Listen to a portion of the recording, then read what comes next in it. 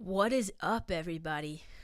This is the What the World Needs podcast. My name is Tori. This is episode 9, and I'm here to talk about some shit. In this episode, I want to talk about my Reiki experience. Yesterday, I went and got Reiki healing. And I didn't do like as much research as I did last time. I didn't print shit out, but I'm going to try to explain what it is and how my experience went. And also, I don't know if I have time. I want to discuss some things that have been on my mind. So I don't know, but I'm definitely going to talk about this Reiki thing. So yesterday, well, I guess I'll start by saying my mother went and got Reiki the other day, maybe last week. And what Reiki is it's pretty much, the only way I can explain it is it's like an energy healing. So we're all made up of energy. That's just a known fact. And sometimes, if you believe in the chakras and all of that, things get unbalanced, things get out of whack. Either you're underusing one chakra or you're overusing a chakra. Most of the time you're underusing because it's blocked for some reason, and that can cause actual health issues. Because the stem of all disease is stress and, not being healthy mentally. Obviously physically ties into that, but I'm saying the metaphysical cause to stress to cause to disease is stress. So anyway, pretty much what happens is a Reiki, I guess you could say, master who's trained in this sort of thing will guide you through like a meditation process. You kind of just lay there on a massage table type thing, and they run their hands over your entire body. Sometimes they touch you, but most of the time they don't. They run your hands over your entire body and I guess try to unclog energetically the areas that are unbalanced. Try and balance your entire body energetically. And apparently the Reiki healer can feel where the imbalance is, or the imbalance I should say, and kind of focus on those problem areas. And this particular Reiki healer, she was awesome. Her name is Donna Arrigo, and my mother was recommended to her by one of her friends, and apparently her friend had like some crazy experience, and then my mother went to her and my mother had some crazy experience. So I was like, hey, let me try it. And I went. Woman was very nice. She's very pleasant. She had good energy. And just FYI, for those of you who are like, I spoke to my father about this, and he was like, oh, I can't believe you bought into that. And I'm like, well, what do you mean? But we're all made up of energy. That's scientifically like proven that at the core of everything that exists in this world is energy. I'm like, how is it bullshit to to focus on the energy in our bodies and try and balance the energy? How is that bullshit? I said, Dad, you've never looked at somebody that you just met for the first time and got really bad vibes from them? I'm like, that's energy. That's you reading into their energy. Their energy is overflowing into your field of energy, and it's not a good thing. Or if you've met somebody who's got really good energy, and you're like, wow, I really, really connect with this person. I really, really like this person a lot. I don't know why though. They're really cool. I want to be their friend. That's good energy. That's good vibes. You know what I mean? So for those of you who are like listening and you're like, this is bullshit, just try and keep an open mind, okay?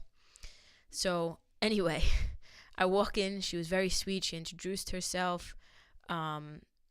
I sat down, she set up everything, and she kind of sat me down when she pulled me into the room, and she explained to me what was going to happen. I had gotten Reiki a year ago in at one of the worst times of my depression. I was like, you know what? Maybe this will help alleviate some of the symptoms of like my anxiety and depression. And I went, and I honestly wasn't like blown away by the experience. It wasn't anything to really talk about. Like, it was kind of relaxing, but I feel like if anybody lays down on a couch and just kind of clears their mind and meditates, meditation is relaxing. So I didn't feel like I got like a whole lot out of the experience last year, but I figured, let me try it again. So the woman sat me down. She explained to me, what was going to happen, and how she kind of did it. And she takes you through this guided meditation, like you're on a beach and you're listening to the waves crashing. She plays this like awesome soundscape of like chimes and the ocean water and the beach. It's just really relaxing. One of the walls is painted with I think it's like either clouds or the ocean, I'm not sure, but it's something blue, and it's just warm, and it's just very inviting. She burns sage, and it's just a really nice experience. So you lay on this bed, and she takes you through this meditation process, and she walks you through it, and you try to visualize what she's telling you. You're on a beach, you're reaching the towel, the blue towel, you sit on the towel, you contemplate, you imagine this white light surrounding you that's protecting you, and like, she takes you through this whole thing. And I am very open to this stuff. I've meditated before. I'm not a religious person. I'm a spiritual person. I don't believe in organized religion. I have my beliefs, and I am not going to talk about them right now, but I am a very spiritual individual. I like the New Age spirituality, and where the New Age is headed, and that's kind of where I fall in my beliefs. And so I've already been open to this stuff, the metaphysical stuff. But I laid down. It was so comfortable, and she started walking me through this experience. And at first, my eyes were doing some crazy shit. Like, I was trying to close my eyes, and it was almost like my eyes were trying to open. Like, they were just rapid, like fire, going. And I remember thinking, like, what the fuck is going on? Why won't my eyes, like, stay closed? I was, like, fighting to keep my eyes closed. And I guess it was just maybe my nerves or whatever, because I was a little nervous going in. But I calmed myself down a little bit and just, kept that zen feeling. And eventually my eyes got relaxed. And I just remember feeling her hands. Like, her hands didn't even touch me. They, like, came over my head like this. Just over my head, literally. And now we all resonate heat. We all give off heat because, again, we're all made of energy. So we can, if I take my hand and put it over somebody else's hand and I say, okay, you're going to feel my warmth, you're going to feel it, you'll be able to feel a little bit of warmth. It's not going to, you'll be able to feel my presence there without even touching you if you had your eyes closed, let's say, right? So I understand that we all give off heat, but not like this. It was as if somebody had taken like a mini heater and put them on her hands, and she put her hands over my head. Did not touch me at this point, had not touched me at all, and I could feel the heat as if there was a small heater over my head. And she's going, the sun is now touching the top of your head, the top of your crown chakra, and just picture the light going into your crown chakra, and whatever. So again, we're going through this meditation. The minute she got here to my around my ear area, if you're watching me on YouTube, you'll see my hands are showing you where she was. But if you're listening on iTunes or whatever, the minute she got close to my ears, I started spinning, like as if I was on a ride. But it wasn't like a pukey spin, like a rapid spin. It was just, I was like spinning, not slow. It wasn't slow, but it wasn't fast. It wasn't fast that I was getting dizzy or whatever, but I could feel just myself spinning. And I remember I had to grab on to the blanket that was over me just to make sure that like I was really not spinning. And this went on for maybe a good, it felt like 5 minutes, but maybe like 3 minutes I was spinning. And I kept opening my eyes kind of a little bit and just like squinting just to make sure, like to try and make the spinning stop, essentially. And for those of you who don't know, which nobody listening to this podcast right now knows, I've struggled with ear issues for the last couple of years. And I had to get tests at the ear, nose, and throat doctor a couple of years ago. And Alexis can tell you because she came with me. And they had to blow air into my ears, hot and cold air, to kind of bring on vertigo. And it did. And I had a complete anxiety attack because they bring on your vertigo and you have to open your eyes. Now, if anybody's ever struggled with vertigo, you know it's almost impossible to open your eyes when you're spinning like that. Like, you literally can't focus on anything. But the test is you have to sit there, have vertigo. In the middle of your vertigo, you have to sit and focus your eyes on this one light. And it's just near impossible. So I remember like I was nearly crying. I was having an anxiety attack. Alexis had to like hold me down because I was shitting bricks. It wasn't like that, but it was it was vertigo. Like when I closed my eyes, I was spinning like that. I remember just spinning like in my chair, or in the whatever, the fucking bed that I was laying on. So after about 3 minutes, this stopped. She, I guess, went to another part of the body, and I guess it calmed down, and I was back grounded in place, and I wasn't spinning anymore. And I just remember like feeling so calm.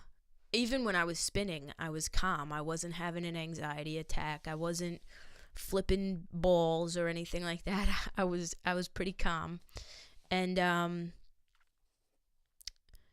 she went through the entire thing, and I just remember a couple of things like coming to me, because what she says in the beginning of the meditation is, let any messages that need to come through, whether they come through your spirit guide, or they come through God, or they come through somebody who's passed away that a family member that's passed on, whatever messages you need to receive, let you receive them during this whole experience. So it's a very spiritual experience. And I just remember let it go flashing through my mind, and you are worth it. Like, I literally remember like these thoughts coming into my head, and I'm like, where is this coming from? Like where is this coming from? But I just remember let it go, and you're worth it, and you're good enough. Like those 3 things flashing. And the rest was just kind of like a blur to me, really. I like was kind of sleeping, but kind of not. I was just in a very relaxed, like my mind was clear, and I was just in a good space. So this goes on for maybe about 45 minutes to an hour. And then after that, she sits down with you and pretty much tells you what she got, what messages came to her for you from spirit, or whatever you believe it to be. So she's like, well, is there anything you want to discuss? And I said, well, I was definitely like spinning at one point, And she's like, oh, that's why she's like, normally I don't look down at my clients. She's like, but I noticed you kept like doing something with your hands. And I said, yeah, that was me holding on, for dear life. And she was like, okay, all right. She's like, well, I can tell you that I had to clear your ears out. She's like, you had a lot of clog energetically in your ears, and I had to clear it out. And in my head I'm like, well, that's definitely why I was spinning, because anybody who has ear problems or vertigo problems, they're directly correlated a lot of the times. So she said she had to clear it out. And somebody did come to her, apparently somebody that I know who was passed on, maybe a grandparent, or I'm thinking it's my grandmother, my Nonny. But she said it was somebody with an L, for the first letter of their name was an L. And the woman, whoever it was a woman, and whoever it was wouldn't give their name to her. They refused because they kept saying, she's not listening. Like talking about me. I'm not listening. So whatever messages they've been trying to send me, I haven't been listening to. I don't know what that means at all. And the Reiki healer was like, well, just pay attention to the dreams that you have for the next couple of nights, because this person or this message may come to you in a dream. So I've been trying to pay attention to my dreams, but I'm trying to recall my dreams. Last night's dream really had nothing to do with anything. But needless to say, she kept saying, she's not listening to me. This person, whoever this person is. And when the Reiki healer was saying, give me your name, the woman was like, no, she'll know who it is. I'm not giving my name. I refuse. Almost as if the Reiki healer said, almost as if they were purposely not giving their name so that I could figure it out on my own and be open to the message that I need to receive, if that makes sense. So it's like, I'm not willingly listening to this person because I'm not opening myself up to listen to this message that this person is trying to give me. So they're not giving their name so that I can figure it out on my own, in which case, in order to figure it out, I have to open myself up to it, if that makes sense. So it's just very like spiritual and very like enlightening, to say the least. And she had also said that the areas that of my chakras, because you have 7 chakras. You have the crown. You have, I think it's called the solar plexus. Let me Google this. I don't want to give the wrong information. Now, your chakras are areas in your body that are like energy centers in your body, right? Let's see. There's 7 chakras. I'm looking it up for everybody.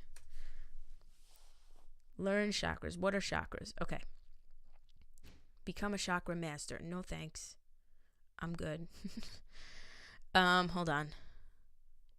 All right, so it's energy centers in your body that help to balance your body, and it runs this through the center of your entire body, from your head, the top of your head, to the bottom, your root chakra, which is obviously at the bottom. So you have your crown chakra, which represents your spirituality. You have it says brow chakra, which is your third eye. That's your intuition. You have your throat chakra, which is communication. So a lot of times if your throat chakra is clogged, it means you're having trouble communicating something. You have your heart chakra, which is obviously unconditional love and receiving love and giving love. You have, it says navel, but I think it's your sacral chakra, which is your power. Then you have, the sacral chakra is the one under the navel. That's your sexuality. And then you have the root chakra, which represents survival. So for me, she said my power and love were like imbalanced. So she said, obviously, she apparently balanced them with this not procedure, but with this ceremony or whatever you want to call it. She balanced the chakras, and basically what it meant is apparently I don't love myself enough. And like I said, I've mentioned in this podcast before that I definitely have struggled and am on this journey of self-love and treating myself good and making myself a priority before anybody else. Because at the end of the day, that's what we should be doing. We should all be making ourselves priority, not in a selfish way, but in a healthy, love yourself, fill yourself up. Before you can give love to anybody else, you have to give to yourself. Because if you don't have love for yourself, how are you going to give anything to anybody else? You know what I mean? So I'm definitely on this journey to self-love, and I struggle with it, and I'm definitely getting better at it. When people need to be put in their place, I'm putting them in their place, and demanding what I deserve and my worth, right? So that made sense. It made sense that the love chakra was a little off. And the power chakra, me giving power to other people, letting other people determine what my worth is. That definitely makes sense too. And so I guess whatever messages I needed to hear from this person, whoever came through to the Reiki master, I guess whatever message I needed to hear had something probably to do with me loving myself. I'm not listening to this person or whoever this entity is trying to tell me, probably that I am worth it, that I deserve the wonderful things in life, and that I deserve unconditional love, and I deserve unconditional love from myself and from everybody else. You know what I mean? But it was definitely, this experience was definitely a good one. I left so calm and feeling just so at ease and at peace. I felt like I had taken like 6 Xanax pills, and I was just like, nothing. Like, I remember driving home, like, not like, oh, I could die right now and it would be great, but like, somebody cut me off, and normally that would like piss me off, and I'd beep and flip the person off and give him the finger and curse him out. But like, I didn't give a shit. It was like, all right, whatever. It's not worth it. Like something in me literally didn't even feel like an ounce of a need to say anything to assholes on the road. And that's one thing that pisses me off more than anything else, is people who don't know how to fucking have courtesy on the road. Anyway, so yeah, it was a pretty crazy experience. I would definitely, with this lady, I would definitely do it again. She invited me to some meditation ceremony that she's throwing, and I'm definitely gonna go to it and check it out and start meditating more. And she taught me how to do this like deep breathing exercise. I think she said it's like the 4-7 method or something like that. You like breathe in for 4 seconds and then let it out on the 7th second. I don't know. But yeah, I just felt really, really, really good about the entire thing. And still trying to figure out what exactly this message is, but I think at the end of the day, whatever message I need to receive, I will receive it. I'm open to receiving it, I think. I don't know. But, yeah. I think intuitively, I think I know that it's definitely about self-love, about not letting people take advantage of my kindness, not letting people step all over me. Because I've definitely had issues with that. Not allowing people to do whatever the hell they want and then, expect me to just continue to give and give and give. You know what I mean? It's just part of loving yourself is knowing your worth, and your worth in certain relationships, whatever relationships they are, And a lot of the times there's an imbalance in relationships where one person is taking more than the other. And when you don't really love yourself enough, you don't know when to draw the line, and you don't know how to draw the line. And I think that is definitely something still to this day that I'm struggling with. But I'm learning to do better for myself. 100%. I'm learning not to get angry at people who do those things. You know what I mean? I'm learning not to be angry about it, but to just love myself. And I think that's a message that we can all take away from this story is, just love yourself, period. And even if you don't love yourself, try. If you're like me where you struggle daily with wondering, am I good enough? Am I good enough for this? Am I good enough for YouTube? Am I good enough to be famous? Am I good enough to make it in the music industry? Am I good enough to be in this relationship? Am I good enough? When you start questioning, you just have to take a step back, clear your mind of those thoughts, meditate for a second, and let them go, and let yourself know that you are good enough. No matter what it is you're trying to do, who it is you're trying to be with, you are good enough. And it doesn't matter if other people see your worth. It doesn't matter because they're on the outside. At the end of the day, the most important thing is that you see your worth and you know what you deserve in life. And that is, I think, the biggest takeaway from this experience. I mean, not just this experience. I've been on this journey to, self-love, and it's a struggle. It definitely is a struggle. But I'm on it, and I'm doing better with it, and I know that I am.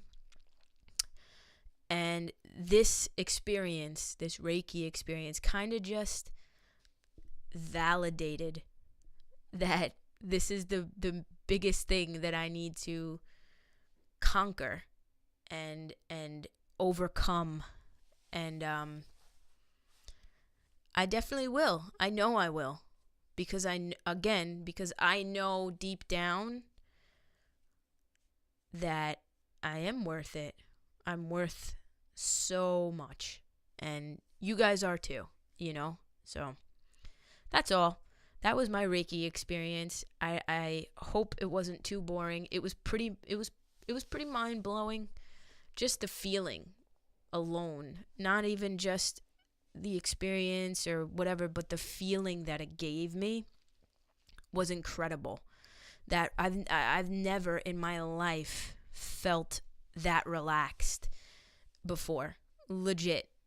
I mean, at least not without like a Xanax. I've never ever felt that before. And I did. So if anything, if nothing, if you guys aren't open to this experience as far as spiritually or energetically, if you don't understand what I'm saying, or you're just not into that sort of thing and it's not what you necessarily believe, that's fine. Just go and try it out for the relaxation, because just laying there and having somebody just help you through this meditation, it's just so relaxing. So that's it. I think I'm going to end this here because I've definitely rambled, and yeah, I don't really have much more to say. Just remember to always love yourself, always be good to yourself, treat yourself good first and foremost. And when you start treating yourself good and doing things for yourself, people around you will see that and they'll start treating you well. And if they don't, then they don't deserve to be around you. And that is that's the fucking truth. Well, anyway, I'm going to go back to doing the secret word. And the secret word for this podcast is Snorlax. I'm done here. I've rambled on enough. I love you all very much. Love yourselves, first and foremost. Until next time, stay real, stay smiling, and stay fucking wonderful. Peace out, everybody.